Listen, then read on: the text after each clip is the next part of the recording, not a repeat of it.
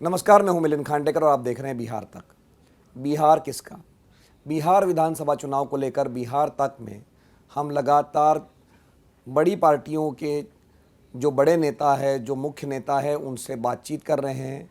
और इसी कड़ी में आज मेरे साथ बातचीत के लिए जुड़ रहे हैं CPI-ML के महासचिव दीपांकर भट्टाचार्य जी। CPI-ML ने पिछले 5 वर्षों में बिहार में खास करके चुनावों में ज़बरदस्त प्रदर्शन किया है। 12 विधायक उनके चुनकर आए हैं। पिछले चुनाव में उनके 2 सांसद भी चुनकर आ गए हैं और ये अब तक का उनका सबसे बेहतरीन प्रदर्शन रहा है। लेकिन 2025 के विधानसभा चुनाव में क्या होगा, इस बारे में बातचीत करने के लिए मेरे साथ जुड़ रहे हैं दीपांकर जी। बहुत बहुत स्वागत है दीपांकर जी। तो दीपांकर जी, अभी तो चुनाव में समय है, लेकिन विपक्ष पहले ही एक तरह से जिसको कह रहे हैं कि भाई रोना शुरू कर दिया कि 2 करोड़ वोट कट जाएंगे। मतलब ये जैसे कहते हैं कि रोने वाला दांव खेल रहे हैं। ये कोई विपक्ष का रोना नहीं है। ये चुनाव में भारत में 52 से चुनाव हो रहे हैं। 75 साल के चुनाव के इतिहास में किसी चुनाव में इससे पहले ऐसा कभी नहीं हुआ है। तो ये तो बिहार के ऊपर एक चुनाव आयोग ने ऐसा एक सर्जिकल स्ट्राइक कर दिया है। ये तो बिहार का हर मतदाता इस समय परेशान है। मुझे नहीं लगता कि ये कोई विपक्ष का अलग मुद्दा है। हालांकि मैं हैरान हूँ कि सत्ता पक्ष वाले चुप क्यों हैं। चुनाव आयोग ने बिना कोई कंसल्टेशन अचानक चुनाव से ठीक पहले 8 करोड़ मतदाता, उनका घर घर जा कर के उनकी वेरिफिकेशन, और सिर्फ अगर फिजिकल वेरिफिकेशन होता तो एक बात थी कि ठीक है, जो नहीं है गुजर गए उनका नाम हटेगा, वो होता।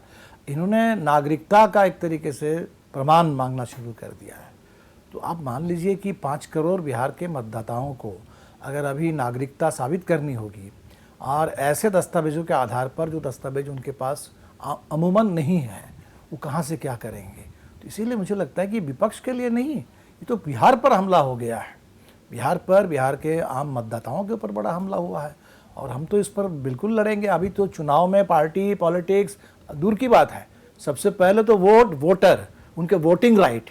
तो वोटिंग राइट अगर मान लीजिए खतरे में आ जाएगा तब तो वो बड़ा मुद्दा है बिहार के लिए। बिल्कुल नहीं, पर ये जो आप लोगों ने जब चुनाव आयोग से बैठक भी की और उसके बाद आपने कहा कि 2 करोड़ लोगों का वोट कट जाएगा, तो ये 2 करोड़ का आंकड़ा कहाँ से आया? क्योंकि 8 करोड़ तो मतदाता ही है लगभग, तो 2 करोड़ वोटरों का वोट कट जाएगा, ये बात कहाँ से आई? देखिए, बात जो आई 2-3 जगह से। एक तो जो चुनाव आयोग ने जो जारी किया कि 2003 के वोटर लिस्ट में जिनका नाम था उनको हम मान लेंगे कि वो नागरिक थे। तो 2003 में करीब 5 करोड़ लोगों का नाम था। तो 5 करोड़ में आप मान लीजिए कि पिछले 20 साल में, 22 साल में 1 करोड़ लोग गुजर गए होंगे।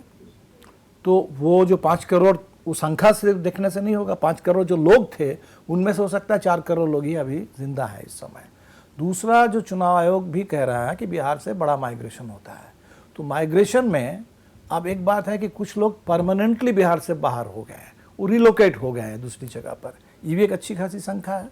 तो आप मान के चलें कि जो लोग गुजर गए हैं और जो लोग बिहार से अब दूसरे इलाके में जा कर के रहने लगे हैं, वहाँ के मतदाता बन गए हैं, ये अगर आप हटा दें तो हमें लगता है कि 2003 के वोटर लिस्ट से आपको 3.5-4 करोड़ लोग मिलेंगे। तो आज अगर एडल्ट पॉपुलेशन बिहार का जो वोटिंग एज वाले वो 8 करोड़ या 8 करोड़ से थोड़ा ज़्यादा है, तो करीब करीब उसमें 4, 4.5, 5 करोड़ लोग जिनको साबित करनी होगी। और इसमें साबित करना वो भी 25 दिन के अंदर, जुलाई महीने में, इतने सारे दस्तावेजों के आधार पर। तो जाहिर सी बात है, ये तो आप ऐसे ही मान के चलिए कि किसी भी बड़े अभियान में 100% तो होता ही नहीं है। तो आपका क्या एरर परसेंटेज क्या मान के चलते हैं? तो एक इसके आधार पर लोगों के पास ये दस्तावेज नहीं है। दूसरा, जो चुनाव आयोग से हम लोग मिलने गए तो मुख्य चुनाव आयुक्त ने जो एक बात कही, उससे तो हमारी आशंका और बढ़ गई। उन्होंने ये कहा कि जो बाहर काम करते हैं, 20% का एक आंकड़ा उन्होंने दिया कि बिहार के 20% लोग बाहर हैं। तो जो बाहर हैं वो बाहर ही रहें। हमने कहा कि बाहर जो है वो बाहर ही रहें, वो तो काम करने के लिए पर्व त्यौहार में घर लौटते हैं, चुनाव में लौटते हैं। कोविड लॉकडाउन ने बता दिया कि जैसे लॉकडाउन हुआ वो काम तो बाहर करते थे, सूरत में काम तो करते थे, बेंगलोर में काम तो करते थे, मान लीजिए कहीं मुंबई में, लेकिन पैदल चल करके घर लौट करके आए। इससे तो पता चल रहा है ना वो है बिहार के। तो जो बिहार के मजदूर बाहर कर रहे हैं, आप उनको बाहर कर देना चाहते हैं। तो कुल मिला के ये जो 20% का आंकड़ा जो चुनाव आयोग ने ही कहा, तो 8 करोड़ में आप मान के चलिए 20% 1.5 करोड़ हो ही जाता है। और हम बिल्कुल देख रहे हैं कि लोग तो कह रहे हैं कि हमारे पास है नहीं, हमारे पास जो है आधार कार्ड है, राशन कार्ड है, मान लीजिए आपके पास जॉब कार्ड है। आज के जो न्यू जनरेशन के बहुत सारे बच्चे गाड़ी चला रहे हैं, ड्राइविंग के प्रोफेशन में भी है, ड्राइविंग लाइसेंस है। ये जो लोगों के पास अवेलेबल डॉक्यूमेंट्स हैं वो चुनाव आयोग की उस लिस्ट में जो 11 डॉक्यूमेंट्स हैं उसमें इंडिकेटिव लिस्ट कहा है, उसमें वो है नहीं। जो आप मांग रहे हैं मैट्रिकुलेशन का सर्टिफिकेट, आप मांग रहे हैं रेजिडेंस प्रूफ, आप मांग रहे हैं बर्थ सर्टिफिकेट, ये कितने लोगों के पास है? तो इसीलिए ये जो डॉक्यूमेंट बिहार में सबसे कम डॉक्यूमेंटेशन है, बिहार में सबसे कम अर्बनाइजेशन है, अगर सबसे कम ज़्यादा पिछड़ापन है तो इसको भी मान के चलिए कि सबसे कम डॉक्यूमेंटेशन भी बिहार में है। अब universal birth registration, death registration होना चाहिए। अगर यूनिवर्सल रजिस्ट्रेशन होने लगेगा देश में तो अपने आप सब ठीक हो जाएगा, तो लेकिन वो है ही नहीं, अभी तक है ही नहीं बिल्कुल। तो वैसे में तो हमें लगता है कि 2 करोड़ तो बहुत एक रीजनेबल एस्टिमेट है कि 8 करोड़ में। और मुझे तो मैं हैरान हुआ कि चुनाव आयोग बातचीत में कह रहे थे कि महाराष्ट्र को लेके बड़े सवाल उठे हैं और इसीलिए हम बिहार में SIR कर रहे हैं। तो महाराष्ट्र को लेके एक सवाल तो ये उठा था कि एडल्ट पॉपुलेशन से ज़्यादा वोटर लिस्ट बन गई वहाँ। तो महाराष्ट्र में अगर एडल्ट पॉपुलेशन से ज़्यादा, वोटिंग एज के पॉपुलेशन से ज़्यादा वोटर लिस्ट बन गया तो उसका करेक्शन क्या ये होगा कि बिहार में 2 करोड़ को घटा दो और महाराष्ट्र और बिहार को मिला करके बैलेंस कर दो? ऐसा तो हो नहीं सकता। तो बिहार के साथ तो मैं समझता हूँ कि बहुत बहुत बड़ा अन्याय ये हो रहा है और इसीलिए हम लोगों ने चुनाव आयोग से कहा कि इसको वापस लीजिए, चुनाव जो समरी रिवीजन होता है उसके आधार पर होने दीजिए। अभी 24 का चुनाव हुआ, कौन सा फर्क पड़ जाएगा इससे? और इसके बाद अगर इतना बड़ा आप करना चाहते हैं, जो वो तो सिर्फ बिहार के लिए नहीं, वो तो कह भी रहे हैं कि हम पूरे देश के लिए करना चाहते हैं, और जो कर रहे हैं इसमें 2 बुनियादी फर्क आ जाएगा। नंबर 1 कि इससे पहले लोग लिख के देते थे कि हम सिटीजन हैं देश के, हम वोटर बनना चाहते हैं। अगर किसी के बारे में कोई डाउट करने का आपके पास कारण है, आधार है, कोई कंप्लेंट है, कुछ है, तो उसमें onus was on the state to prove that somebody is not a citizen. अब उस ओनस को शिफ्ट कर दिया गया कि लोगों को प्रमाण करना पड़ेगा कि आई एम ए सिटीजन। ये बिल्कुल वैसी बात हुई जैसे कानून में कहते हैं कि guilty innocent till proven guilty, ये नेचुरल जस्टिस है। उसको अगर कोई पलट दे कि आपसे कह दे कि आप क्रिमिनल हैं, आप गिल्टी हैं, आपको साबित करना पड़ेगा कि हम इनोसेंट हैं। तो इसलिए ये ओनस शिफ्ट हो गया। सेकेंड, मुझे लगता है कि बड़ी बात जो बन रही है कि हमारे डेमोक्रेसी में, कॉन्स्टिट्यूशन में, मैं मानता हूँ कि ये बहुत बड़ी बात थी यूनिवर्सल एडल्ट फ्रेंचाइज। दुनिया के इतिहास में वर्षों लग गए वोटिंग राइट हासिल करने में। अमेरिका में मुझे लगता है कि 1960s में आकर के तब ब्लैक कम्युनिटी के लोगों को वोटिंग राइट पूरा मिला। महिलाओं को वोटिंग राइट नहीं था, गरीबों को नहीं था, जिनके पास फॉर्मल एजुकेशन नहीं है उनको वोटिंग राइट नहीं था, संपत्ति नहीं है तो वोटिंग राइट नहीं था। तो हमारे कॉन्स्टिट्यूशन में शुरू से ही एट वन गो सबको वोटिंग राइट मिल गया। लेकिन अब अगर आप रेस्ट्रिक्ट करने लगेंगे कि आप मैट्रिकुलेशन का सर्टिफिकेट ले आओ, आप मकान, अभी चीफ इलेक्शन कमिश्नर ने बात की कि भाई आप अगर दिल्ली में रहते हैं then you should be a voter of Delhi, you should not be a voter of Bihar because you own a house in Patna. अब देखिए, आप बात, आपके दिमाग में कौन आ रहे हैं? आपके दिमाग में वो लोग आ रहे हैं जिनके पास अपना मकान है।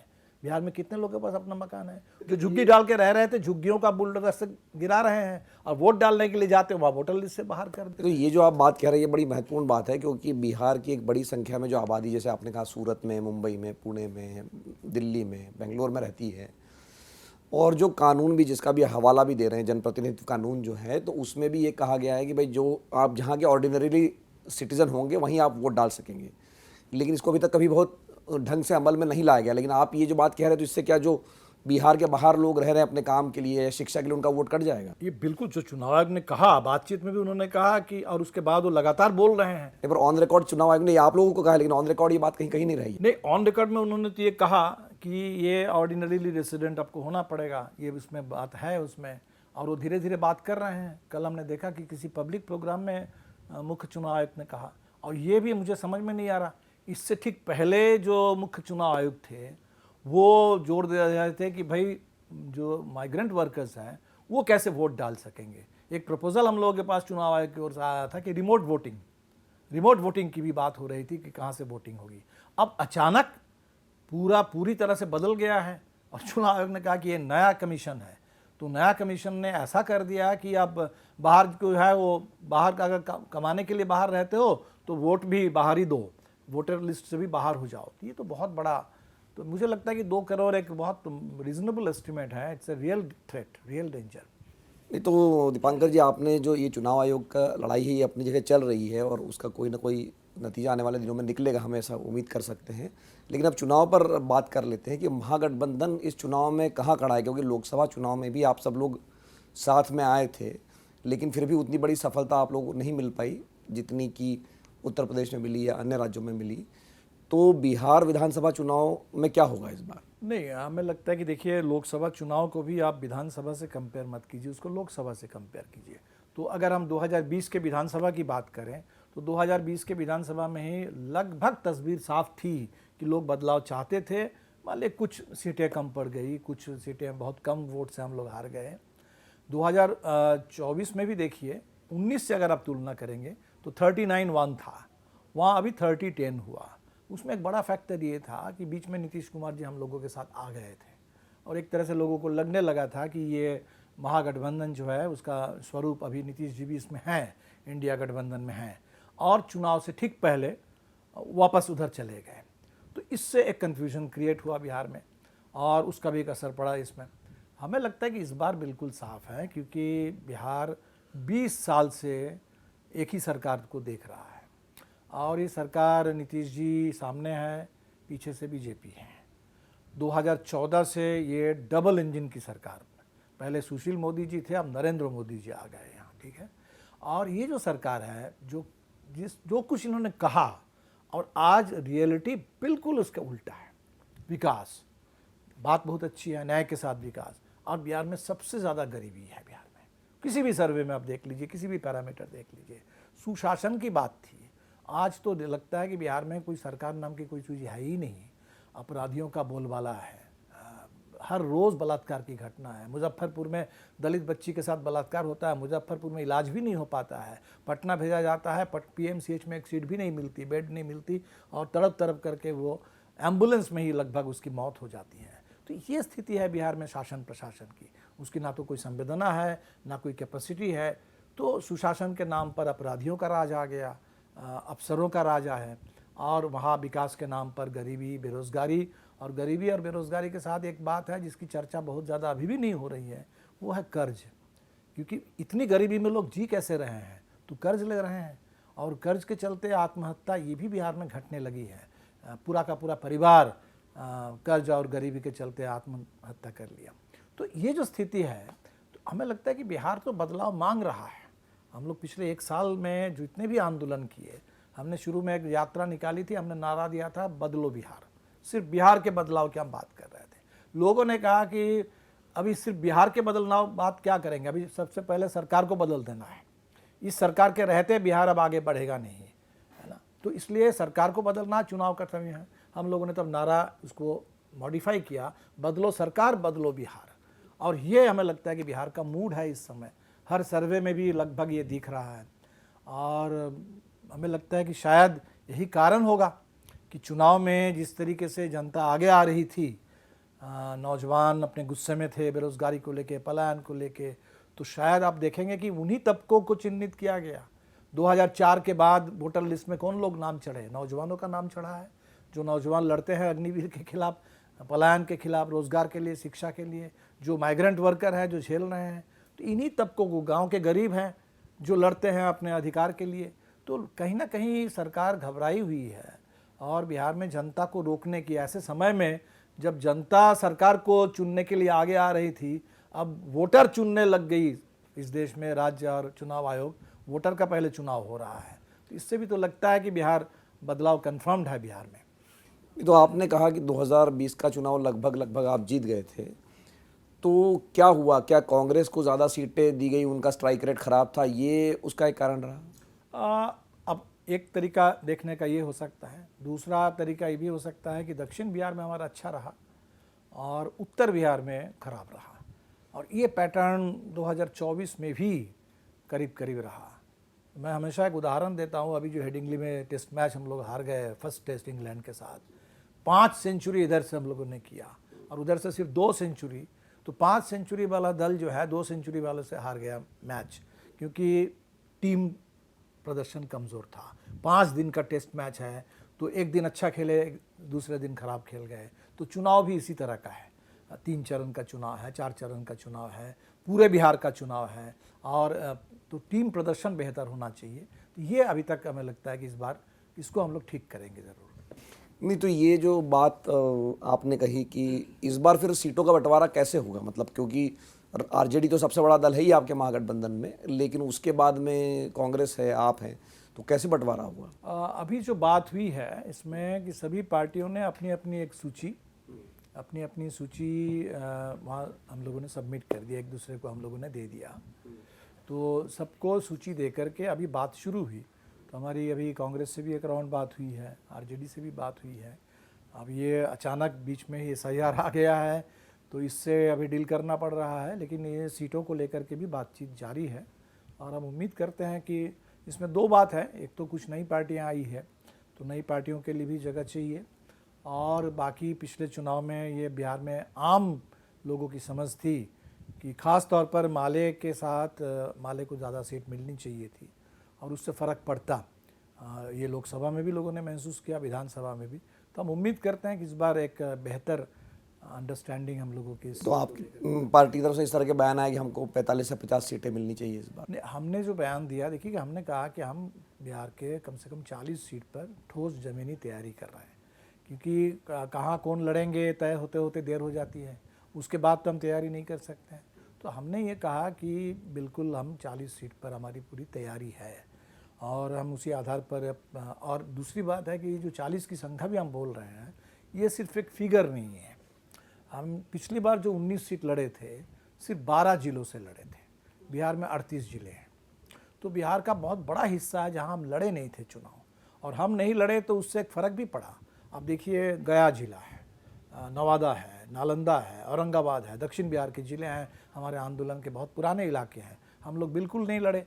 और जहाँ हम नहीं लड़े वहाँ अभी भी आप देखेंगे कि जीतन राम मांझी जी को बेहतर उनको मौका मिला। तो हमें लगता है कि माले की जो ताकत है, वो ताकत पूरे गठबंधन के लिए, जहां हम बेहतर प्रदर्शन करेंगे, हम लड़ेंगे किसी भी ज़िले में 1-2 सीट, वहाँ बाकी लोगों का भी प्रदर्शन बेहतर होगा। पश्चिम चंपारण, पूरा महागठबंधन में सिर्फ एक ही सीट हम ही लोग जीत पाए हैं, सिकटा। क्यों? क्योंकि वहाँ आपका अभी भी सबसे ज़्यादा फ्यूडल ताकत है, बड़े बड़े स्टेट वालों का चलता है। अब वहाँ अगर गरीबों का वोट, तो गरीबों का वोट सबसे ज़्यादा हमारे आंदोलन का वोट है। तो हमें लगता है कि हमें अगर कुछ और सीट मिले तो इससे गरीबों में उत्साह आएगा, एक ऊर्जा आएगी, और तब उसका बड़ा असर पड़ेगा पूरे टोटल इंडिया गठबंधन के प्रदर्शन। नहीं, पर ये भी तय नहीं हो पा रहा कि आपका मुख्यमंत्री कौन होगा। नहीं, हमें लगता है ये तय है। देखिए, इसको लेकर के औपचारिक ऐलान नहीं हुआ है लगभग सभी लोग। हम तो कहते हैं कि देखिए, 2 बातें तय है। इधर अगर औपचारिक ऐलान ना भी हो, लोग मान के चलते हैं कि भाई तेजस्वी यादव मुख्यमंत्री के चेहरा हैं, और हर सर्वे में भी बात आ रही है। और उधर एनडीए में लाख वो कह दे कि 25 से 30 फिर से नीतीश, जितना नीतीश कुमार का नाम ले ले, सबको पता है कि नीतीश जी नहीं है। वहाँ अगर कोई भाजपा को अगर जीत मिल जाएगी तो कोई और खेल चुनाव के बाद खेला जाएगा। तो ये दोनों बातें हमें लगता है कि बिहार में कन्फ्यूजन नहीं है। औपचारिक घोषणा हो चाहे ना हो, लोगों को ये दोनों बात अच्छी तरह से। नहीं, पर औपचारिक घोषणा में अड़चन क्या है? कांग्रेस कोई नहीं अड़चन नहीं है, हमें लगता है कि बस समय की बात है कि मैंने एक तरह से सीट वीट की बात और हो जाए। कुल मिलाकर के बहुमत हम लोगों को बिल्कुल मिलना चाहिए, उस दिशा में सब लोग मिलकर काम करें, और तब ये बात हो जाएगी। और ये तो तय था, पिछले चुनाव में कैंडिडेट थे, 2-2 बार डिप्टी चीफ मिनिस्टर रहे हैं, सबसे बड़े दल के नेता हैं। तो बड़े दल के जो नेता हैं वही होंगे किसी कोalition में, आमतौर पर यही परिपाटी है। इसीलिए इसमें मुझे नहीं लगता इसमें कहीं कोई कन्फ्यूजन है।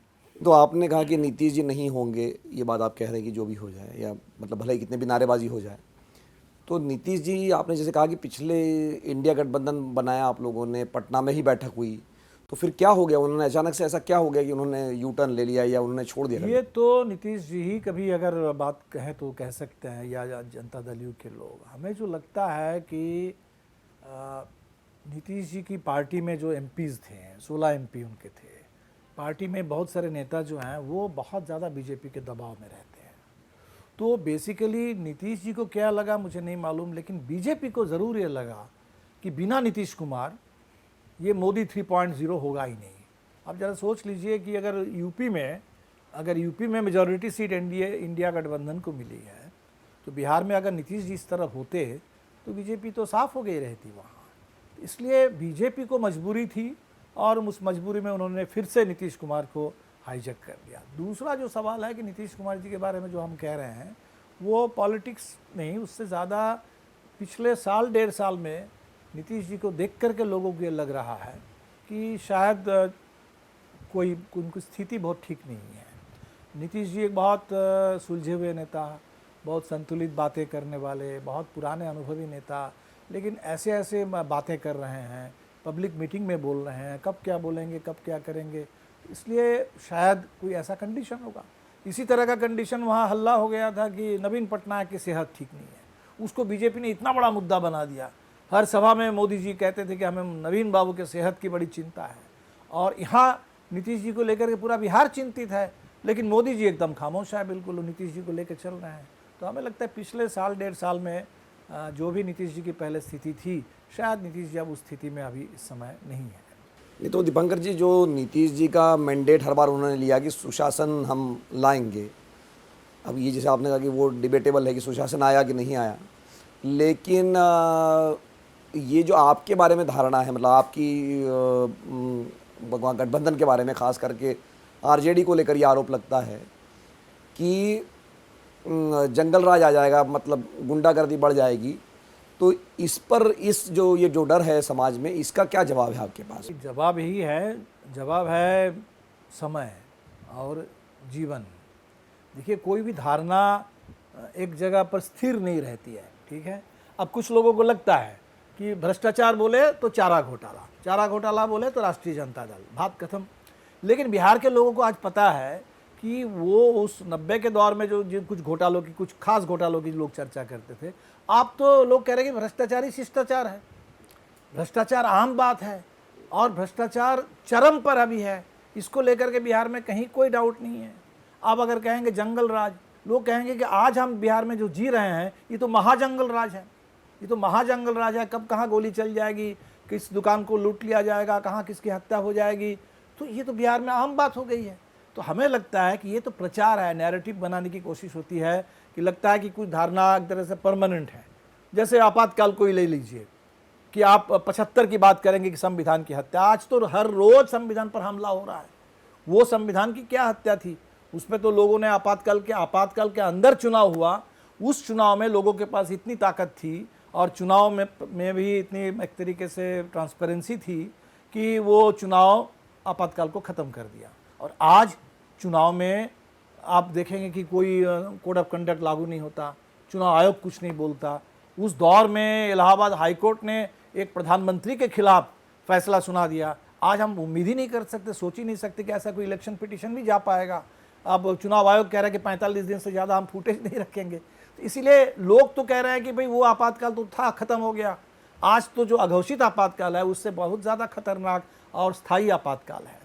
इसीलिए अब बीजेपी वाले लाख कोशिश करें कि आपातकाल बोले, तानाशाही बोले तो बस सिर्फ इंदिरा गांधी और 1975, लेकिन लोग तो 75 में वहाँ अटके हुए नहीं हैं, लोग 2025 में जिंदा है, 25 को देख रहे हैं, आने वाला 2030 को देख रहे हैं कि बिहार में बीजेपी करना क्या चाहती है, बुलडोजर राज लाना चाहती है।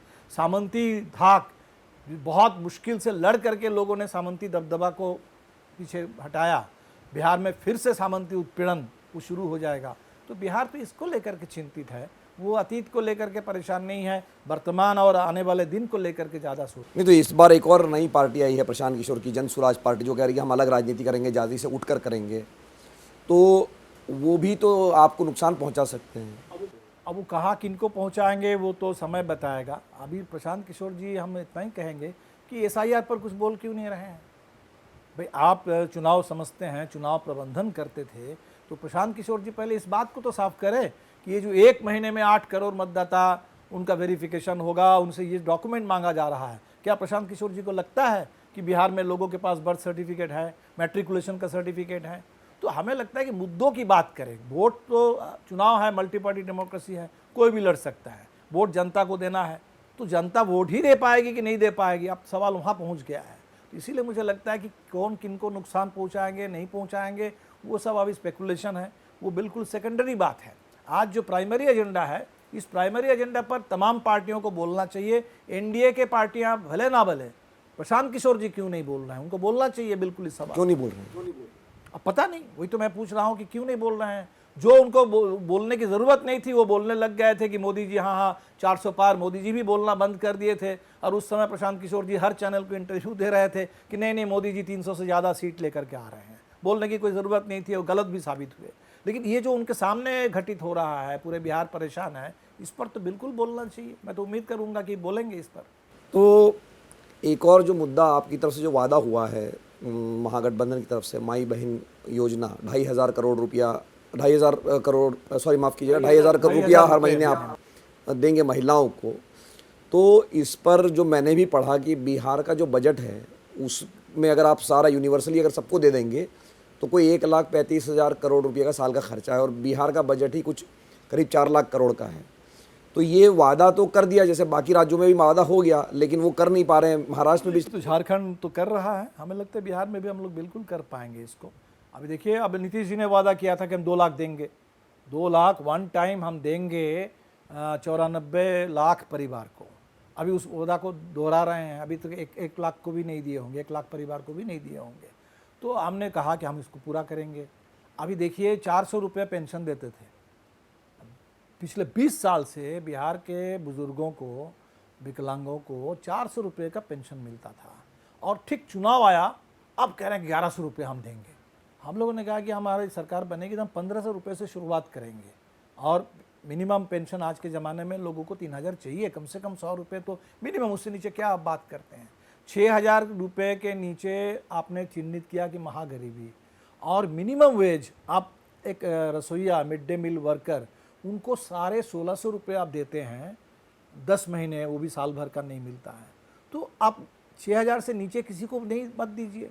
तो हमें तो लगता है कि हम लोग जो भी बात किए हैं वो बातें बिल्कुल ज़रूरी चीज़ हैं, और ज़रूरत के हिसाब से तो बजट बनना चाहिए। बजट भी कोई फिक्स चीज़ नहीं है। बजट में आपकी प्राथमिकता तय करेंगे, वहीं से आएगा। आप पता नहीं, नीतीश जी शुरू किए थे जब बिहार को विशेष राज्य का दर्जा मांगते थे, अब जब मांगने का समय आ गया, जब डबल इंजन बना, इस मांग को छोड़ दिए। और अब बिहार के लिए बातें क्या होती है, मोदी जी भी जाते हैं बिहार की बात क्या करते हैं कि बिहार में और 5 हवाई अड्डे बन जाएंगे। हवाई अड्डा भी बनेगा, अब उसके बाद जब चलने लगेगा तो उसका अदानी को मिल जाएगा, और नहीं चलेगा तो कितने हवाई अड्डे देश में बने हैं और वहाँ कोई उड़ान नहीं है, कोई सुरक्षा नहीं है। बिहार में बातें हो रही है कि हम और ज़्यादा सड़कें बना देंगे, 6 लेन 8 लेन एक्सप्रेस वे, जिसमें लोगों की ज़मीन जा रही है, लेकिन जो ज़िले की सड़क है, आपके शहर की सड़क है, जो गांव की सड़क है, वो खस्ता हाल है। तो बिहार में विकास की बातें जो जनता के लिए हो, रोज़गार केंद्रित हो। बिहार के स्कूलें बंद हो रहे हैं, नए स्कूल की ज़रूरत है। हम लोगों ने कहा कि भाई बिहार में हर ब्लॉक में एक महिला कॉलेज की ज़रूरत है। अभी आप विवाह मंडप बनाने की बात कर रहे हैं, लेकिन बिहार की महिलाएं कह रहे हैं कि हमें पढ़ना है, तो पढ़ने के लिए कम से कम एक कॉलेज हो हर प्रखंड में महिलाओं के लिए। तो हमें लगता है हम लोगों का जो एजेंडा है वो एजेंडा ऐसा होगा जो वेलफेयर ओरिएंटेड, सच में डेवलपमेंट ओरिएंटेड। और डेवलपमेंट का मतलब इतना इन्वेस्टमेंट का आंकड़ा सुना देंगे कि ये हो जाएगा वो हो जाएगा, उससे नहीं। रोज़गार, जिससे पलायन घटे और बिहार में मजदूरी का दर बढ़े। ये बहुत चिंतित, सब लोगों को परेशान करने वाली बात है कि उस अंग्रेज़ों के ज़माने से बिहार का एक स्पेशलाइजेशन बन गया कि लेबर एक्सपोर्ट जोन है। अब हैरानी देखिए, वो इंडेंचर्ड लेबर, गिरमिटिया मजदूर कहाँ से जाते थे? बिहार से जाते थे। तो बिहार के मजदूर लगातार बिहार ने लेबर एक्सपोर्ट किया। नीतीश जी भी लेबर एक्सपोर्टर, उसके मैनेजर बन के रह गए। तो बिहार से पलायन भी होता है। और अब चुनाव आयोग कह रहा है कि तुम बिहार से बाहर जाते हो कमाने के लिए, तो वोट भी डालने के लिए मत आना यहाँ। तो बिहार के लोगों की ये जो परेशानी है कि आप उनकी पूरी पहचान, उनके पूरे रोज़गार, उनके पूरे परिवार, उसके साथ जो मजाक है, तो इस पर तो कोई बिल्कुल एक रेडिकल शिफ्ट चाहिए कि बिहार के अंदर रोज़गार, बिहार के अंदर नीतीश जी कभी भूमि सुधार की बात करते थे, शिक्षा सुधार की बात करते थे, वो सारे एजेंडा हमें लगता है कि इस पर बात होनी चाहिए। हम लोग कोशिश करेंगे कि बिहार के लिए, बिहार के गरीबों के लिए, किसानों के लिए, नौजवानों के लिए एक एजेंडा बने जो बिहार एक और मुद्दा है जो कहा जाता है कि महिलाओं के लिए किया गया शराबबंदी को कि उससे फ़ायदा हुआ, लेकिन उससे रेवेन्यू का नुकसान भी हुआ और ये भी माना जाता है कि भाई शराबबंदी लागू भी नहीं हो पाई। तो आपकी पार्टी का क्या व्यू है, शराबबंदी होनी चाहिए कि नहीं होनी चाहिए? हमें लगता है कि इस पर तो एक रिव्यू की ज़रूर एक आवश्यकता है। इसमें 2-3 बातें तो हुई जो आप ठीक कह रहे हैं कि शराबबंदी तो लागू नहीं हुई। जो हमने देखा कि बिहार में लोग कह रहे हैं कि शराब की होम डिलीवरी की गारंटी हो गई। शराब माफिया पूरा पनप रहा है, हर थाना उसका अड्डा बन गया है।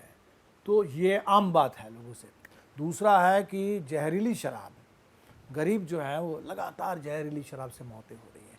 तीसरा जो हुआ है, कोई शराब माफिया जेल में नहीं गया, लेकिन जो ट्रेडिशनली ताड़ी बेचते थे, ये जो लोग हैं इनको जेल में डाल दिया गया। जो एक तरीके से उनका ट्रेडिशनल लाइवलीहुड था, पासी जाति के लोग हो, तो ये किया गया। तो ये तो कुछ तो ऐसी चीज़ें हैं जो बड़े अन्याय हुए हैं बिहार के साथ। तो हमें तो लगता है कि शराबबंदी और शराब से ही अपराध होता है, मैं ये भी नहीं मानता। महिला सुरक्षा भी, अब मैं देखिए शराब कायदे से बंद है, लेकिन अपराध में तो कहीं कोई गिरावट नहीं है। तो शराबबंदी की भी बात कर रहे हैं, अपराध भी बढ़ रहा है, महिलाएं असुरक्षित ज़्यादा हो रही है, बलात्कार की घटनाएं ज़्यादा बढ़ रही है। इसीलिए ये भी ऐसा भी शायद कुछ नहीं है कि शराबबंदी कागज़ पे लागू हो जाने से अपराध का ग्राफ भी नीचे गिर जाएगा, ऐसा नहीं हुआ है। तो इसीलिए इस पर एक शायद रिविज़िट करने की ज़रूरत है और इसको सही ढंग से लागू करने की ज़रूरत पड़ेगी। लेकिन हो सकता है हम लोग इसको चुनाव के बाद जब सरकार बने तो उसके एजेंडे में ये बात आएगी। तो सर थोड़ा चुनाव के इतर कुछ निजी बातचीत भी कर लेते हैं, कुछ लेफ्ट को लेकर भी बातचीत कर लेते हैं कि आपने जो पढ़ाई की, स्टैटिस्टिक्स की पढ़ाई की, आप इकोनॉमिस्ट होते या स्टैटिस्टिशियंस होते बड़े, तो वो छोड़ के आप आंदोलन में क्यों आ गए? यहाँ भी तो स्टैटिस्टिक्स ही कर रहे हैं। अब चुनाव आयोग ने तो दे दिया स्टैटिस्टिक्स के हमारे सामने कि इतने करोड़ वोटर हैं और कितने करोड़ का वोटिंग राइट रहेगा। तो देखिए स्टैटिस्टिक्स तो ज़रूरी है, इकोनॉमिक्स भी ज़रूरी है। सवाल है कि स्टैटिस्टिक्स, इकोनॉमिक्स वो आप किसके लिए करेंगे? कोई अपने करियर के लिए करेंगे, किसी एक कंपनी के मुनाफे के लिए करेंगे या जनता के लिए करेंगे? तो हमने तो यही सोचा था कि हम जो पढ़ते थे आईएसआई में, हम बहुत 100 रुपये का कोई फ़ीस नहीं था, 100 रुपये का स्कॉलरशिप मिलता था। उन दिनों 79 से 84 वो मेरा आईएसआई का पीरियड था, तो 100 रुपये भी मायने रखते थे उस समय। तो हमने सोचा कि हम जो पढ़े हैं स्कॉलरशिप लेकर के, वो पैसा तो जनता का ही पैसा है, तो कुछ जनता के लिए वापस किया जाए, समाज के लिए कुछ वापस किया जाए। तो इसी सोच से हम लोग आए। और जिस दौर के हम प्रोडक्ट रहे हैं वो बिल्कुल लेफ्ट का दौर था। 77 के बाद देश में उम्मीद जगी थी कि आपातकाल से छुटकारा मिला तो देश में एक मजबूत लोकतंत्र बनेगा। तो इसीलिए उस दौर के हम जिस दौर में हम आए हैं उस दौर के लिए यही स्वाभाविक था। हो सकता है आज के दौर में लोगों को थोड़ा अटपटा लगता है कि भाई पढ़ लिख करके करियर नहीं बनाया तो क्या नहीं किया, लेकिन हम जिस दौर से आए हैं और आज भी हम देख रहे हैं, ऐसा नहीं है कितने लोग जेल में हैं, कितने लोग तो सच कहने, आज तो वामपंथी किसी कोई सच कह दे तो लोग कह दे कि वामपंथी है। तो आज भी सच कहने के लिए कितने लोग कितना झेल रहे हैं, जेल में रह रहे हैं। तो लोग तो लड़ रहे हैं, आज भी कोई दिक्कत नहीं है इसमें। नहीं तो जो आपने कहा कि जो आपके दौर की मतलब करीब 30-40 वर्षों पहले जो लेफ्ट का दबदबा था देश की राजनीति में, और मैं सिर्फ माले की बात नहीं कर रहा हूँ मैं, कि भाई त्रिपुरा में था, बंगाल में था, बिहार में भी बहुत बड़े पैमाने पर था, तो अब वो सिकुड़ के केरल तक ही रह गया है। जो मतलब मैं सरकार की अगर बात करूँ तो प्रभाव तो घट नहीं, हमें लगता है देखिए सरकार तो कब रहेगी कब नहीं रहेगी वो तो एक अलग सवाल है। चुनाव में उतार चढ़ाव रहता है। अब वो सिर्फ लेफ्ट के साथ नहीं, अब बीजेपी को लीजिए, 84 में 2 सीट थी, 84 में 2 सीट थी। अब उसके बाद वो पूरा एजेंडा लेकर के आडवाणी जी आए और उसके बाद मोदी जी गुजरात मॉडल लेकर के आए हैं। अब बीएसपी को ले लीजिए, 4 बार बहन मायावती जी मुख्यमंत्री रही है। आज बीएसपी के शायद ही कोई सांसद हो या उस तरह से कोई विधायक हो। तो पार्टियों के चुनावी प्रदर्शन में उतार चढ़ाव उसके अलग डायनामिक्स हैं। बंगाल में 34 साल सरकार थी, हम तो अभी भी समझते हैं कि वो सिंगूर, नंदीग्राम, ये अगर उस रास्ते पर अगर वो सरकार नहीं बढ़ी होती तो शायद ये स्थिति नहीं होती जो आज सीपीएम की वहाँ हुई है। तो अलग अलग राज्य में, अलग अलग दौर में अलग अलग कारण है। लेकिन अगर लेफ्ट के मूवमेंट की अगर आप बात करें, विचारधारा की अगर आप बात करें, तो आज तो और ज़्यादा लोग भी महसूस कर रहे हैं लेफ्ट की ज़रूरत। और हमें लगता है कि जैसे हमारी पार्टी को देखिए तो हमारा सबसे बेहतर प्रदर्शन आज के दौर में हो रहा है, जब लोग ये महसूस करते हैं कि भाई ये जो आरएसएस का दबदबा बन गया है, पूरे देश में एक तरीके से एक विचारधारा थोप दिया गया और वो विचारधारा भी एक तरीके से सत्ता के बल पर थोपा जा रहा है। बिहार में तो दिलचस्प बात है, अभी एक मंत्री जी बोल रहे थे वहाँ सारे दामादों की नियुक्ति हो रही है, तो दामाद आयोग को लेकर भी बात होने लगी। तो एक मंत्री बोल रहा है कि मेरे दामाद हैं इसलिए नहीं नियुक्ति हुई, आरएसएस के कोटे से नियुक्ति हुई। तो आरएसएस का कोटा चल रहा है खुलेआम। तो ऐसे दौर में लोग ये उम्मीद करते हैं कि भाई इस भगत सिंह के मुल्क में हो क्या गया, कम्युनिस्ट कहाँ गए, तो भगत सिंह अम्बेडकर के विचार वो कहाँ चला गया। तो लोग ये देखना चाहते हैं कि ऐसे दौर में आरएसएस से लड़ने के लिए और लोकतंत्र पर इतना जो प्रहार हो रहा है, उस लोकतंत्र की संविधान की रक्षा के लिए कोई वामपंथी आगे आए और हम लोग थोड़ा आगे बढ़ रहे हैं इसी दौर में। तो हमें तो नहीं लगता है कि लेफ़्ट कहीं सीमित हो गया है। लेफ़्ट की ज़रूरत और बड़े पैमाने पर महसूस हो रही है, और ज़रूरत जब महसूस होती है वो पहला स्टेप है, तो निश्चित तौर पर तब सप्लाई भी बढ़ेगा, लेफ़्ट का प्रोडक्शन भी बढ़ेगा। तो आज हाल में एक जो डेवलपमेंट हुआ न्यूयॉर्क में, जो ज़ोहरान चुनकर आया, तो ट्रंप ने कहा कि कम्युनिस्ट चुनकर आया है, मैं उसको मतलब कम्युनिज्म को पनपने नहीं दूंगा। लुनाटिक शब्द, जैसे यहाँ अर्बन नक्सल कहते हैं, ट्रंप का शब्द है, लोग कम्युनिस्ट लुनाटिक कह रहे हैं। तो ये जो जीत हुई है ज़ोहरान ममदानी की, उसको आप कैसे देखते तो बहुत हमारे लिए ज़बरदस्त एक बात है। वो देखिए भारतीय मूल के है, इसलिए मैं नहीं, हैं? मैं तो विचारों के हिसाब से कि उन्होंने जो किया कि एक ऐसे दौर में जहां पूरे अमेरिका में एक एंटी इमिग्रेंट एजेंडा चल रहा है। हालांकि ट्रंप खुद भी इमिग्रेंट हैं, उनके दादा जर्मनी से आए थे, है ना, सब सारे इमिग्रेंट, इलन मस्क भी इमिग्रेंट हैं। तो ये इमिग्रेंट जो आकर के काबिज हो गए सत्ता में, बहुत कुछ बना लिए हैं संपत्ति, वो आज जो गरीब इमिग्रेंट आ रहे हैं काम करने के लिए, उनको इलीगल बता करके, अब हम भारत के लोगों के साथ क्या हो रहा, किस तरीके से उनको क्रिमिनल की तरह, गुलाम की तरह हवाई जहाज़ में ठूस करके भेजा जा रहा है। ऐसे दौर में उनका वो जो एजेंडा है कि इमिग्रेंट्स को लेकर के, न्यूयॉर्क जैसे शहर में जहाँ गरीब अब राशन दुकान खोलने की बात कर रहे हैं ना, ग्रोसरी स्टोर हम खोलेंगे, तो जिस एजेंडे पर ये आ रहा है, मुझे लगता है कि ये बिग ब्यूटीफुल बिल के ज़माने में ये एजेंडा बहुत ज़रूरी है। तो इसमें बहुत उम्मीद है कि एक शहर का राज पॉलिटिक्स ऐसा ही होना चाहिए, एक कॉस्मोपॉलिटन शहर में, मल्टीकल्चरल शहर में, जहाँ हर जगह से दुनिया से लोग पहुँचते हैं, वहाँ इसी तरह का रिप्रेजेंटेशन होना चाहिए। इसलिए मुझे तो बहुत उम्मीद है कि अमेरिका में ऐसे नए डेमोक्रेटिक पार्टी भी, उसके अंदर एक सोशलिस्ट स्ट्रीम, वो आगे बढ़े, तो काफ़ी उम्मीद है। और हम तो उम्मीद करेंगे कि नवंबर का चुनाव भी वो निकाल लेंगे, और अगर निकाल लेते हैं तो निश्चित तौर पर इमिग्रेंट्स के लिए दुनिया भर में, और वर्किंग पीपल के पॉलिटिक्स जो लोग करते हैं, कॉरपोरेट का कब्ज़ा नहीं सब जगह, उसमें जनता का भी हक रहे, तो उनके लिए तो मेरे ख्याल से बहुत खुशी की बात होगी।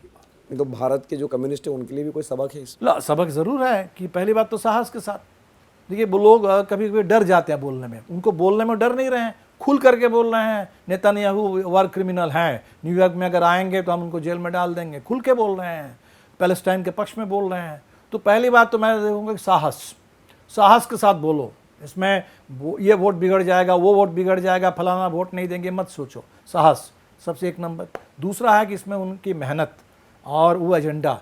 तीसरा हमने देखा कि जो उनके पास जो उनका कैंपेन था, उसमें जिस तरह से उन्होंने सोशल मीडिया का इस्तेमाल किया, और उसका जो कैंपेन का कंटेंट, सिर्फ फॉर्म की मैं बात नहीं कर रहा हूँ, वो बहुत जिंदा, बहुत लाइवली है, लोगों से कनेक्ट किया। तो हमें लगता है ये इस हर लिहाज से हमारे पास सीखने के लिए भी बहुत कुछ है, और निश्चित तौर पर ऊर्जा हम लोग भी ले सकते हैं।